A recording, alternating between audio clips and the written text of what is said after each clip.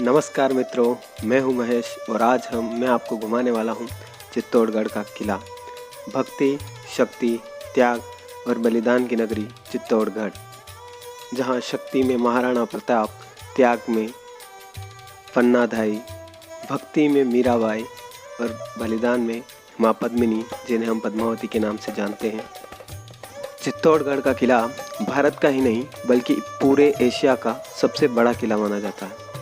इसमें 113 मंदिर, 84 कुंड और कई ऐतिहासिक इमारतें भी शामिल हैं। यह किला राजस्थान की राजधानी जयपुर से 310 किलोमीटर और उदयपुर से 110 किलोमीटर की दूरी पर स्थित है। यह किला 700 एकड़ में फैला और 13 किलोमीटर लंबी दीवार से घिरा हुआ किला है। इन्हीं कारणों की वजह से कहा जाता है, गढ़ तो केवल चित्तौड़गढ़, बाकी सब गढ़िया। अभी हम जिस रास्ते से जा रहे हैं वो इस गढ़ का पिछला भाग है और इसमें कुल 7 दरवाजे हैं। इनका निर्माण सन 1433 में महाराणा कुंभा ने करवाया था और इन सभी दरवाज़ों की विशेषता यह है कि इन सभी का नाम हिंदू देवताओं के नाम के ऊपर रखा गया है।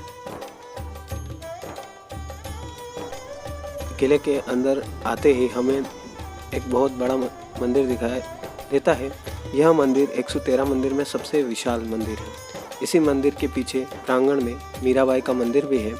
कहा जाता है कि मीराबाई यहीं श्री कृष्ण भक्ति किया करती थी।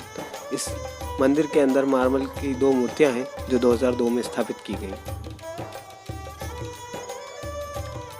और यह कुंभ शाम का मंदिर है जिसका निर्माण राणा कुंभा ने करवाया था, मतलब पुनर्निर्माण करवाया था, क्योंकि 8वीं सदी में इसका निर्माण बप्पा रावल ने करवाया था। और यह पहले विष्णु के वराह अवतार का मंदिर था और यहाँ पे विष्णु जी की मूर्ति थी, पर खिलजी ने 1303 में इस मंदिर को खंडित कर दिया था।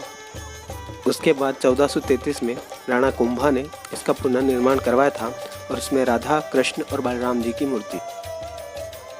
यह है विजय स्तंभ यानी टावर ऑफ विक्ट्री। इसका निर्माण भी राणा कुंभा ने करवाया था। जब उन्होंने मालवा और गुजरात यानी कि मालवा के मोहम्मद शाह खिलजी और गुजरात के अहमद शाह को हराया था, तब उन्होंने इसका निर्माण करवाया था। इसका निर्माण कार्य 10 सालों तक चला, यानी कि 1448 से प्रारंभ हुआ और 1458 में इसका निर्माण हो गया। और इसके पास जो आप ये गार्डन देख सकते हैं, यह जौहर स्थल है जिसे एएसआई ने बंद करवा दिया और उसके ऊपर गार्डन बनवा दिया गया। और इसके 2 द्वार हैं, एक पूर्वी जौहर गेट और एक उत्तरी जौहर गेट। यह बहुत विशाल गड्ढा था जिसे अब भर दिया गया है। यह यहाँ के 84 कुंडों में से एक कुंड है और इसका नाम है गौमुख कुंड। यहाँ पे शिव जी की प्रतिमा है और कहा जाता है कि माँ पद्मिनी यहाँ पे शिव जी की पूजा करने आया करती थी। और इसकी खास बात यह है कि यहाँ एक गौ के मुख के समान एक शिला है जिससे निरंतर पानी आता रहता है और यह पानी गर्मियों में ठंडा और सर्दियों में गर्म रहता है। इस कुंड के पास ही माँ पद्मिनी का भी एक मंदिर है। साथ ही यहाँ पे ब्रह्मा, विष्णु और महेश तीनों का भी एक मंदिर है जो इसी गार्डन के पास है। यह चित्तौड़गढ़ का विंटर पैलेस है जो माँ पद्मिनी का महल है, पर अब बस ये गार्डन के रूप में रह गया है और सरकार भी इसका संरक्षण बस गार्डन के रूप में ही करती है।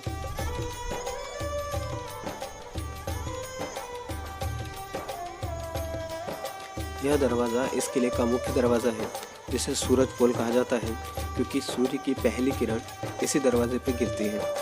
इस दरवाजे के सामने बहुत ही खतरनाक शूल लगे हुए हैं जिसके कारण हाथी से इसकी रक्षा होती है, यानी कि हाथी इस दरवाजे को नहीं तोड़ सकते थे। जो इसके सामने इस धुंध के कारण दिखाई नहीं दे रहा, पर अरावली हिल्स के अंडर में कुंभकर्ण पहाड़ी है और इसी पहाड़ी के सामने अलाउद्दीन खिलजी ने 6 महीने तक टेंट लगाकर यहीं रहा था वो।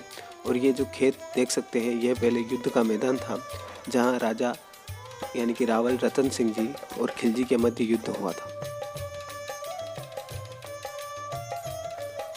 यह है कीर्ति स्तंभ यानी कि टावर ऑफ फेम। इसे जैनियों ने 12वीं सदी में रावल कुमार के समय बनाया था। यह 72 फीट 4 मंजिला इमारत है और इसके पास ही दिगंबर जैन का मंदिर भी है। इसी से प्रभावित होकर राणा कुंभा ने विजय स्तंभ का निर्माण करवाया था। यह जो सामने आप इमारत देख रहे हैं, यह है कुंभा महल, यानी कि महाराणा कुंभा की जन्मस्थली। महाराणा कुंभा ने 1433 से 1468 तक मेवाड़ पर राज्य किया। 35 वर्ष की उम्र तक उन्होंने चित्तौड़गढ़, अचलगढ़, कुंभलगढ़ जैसे 32 किलों का निर्माण करवाया था। उन्हीं में से उनका यह एक किला है। तो दोस्तों, आपको ये वीडियो कैसा लगा? अच्छा लगा हो तो लाइक करें, कमेंट करें और मेरे चैनल को सब्सक्राइब करें। यहाँ तक देखने के लिए बहुत बहुत धन्यवाद।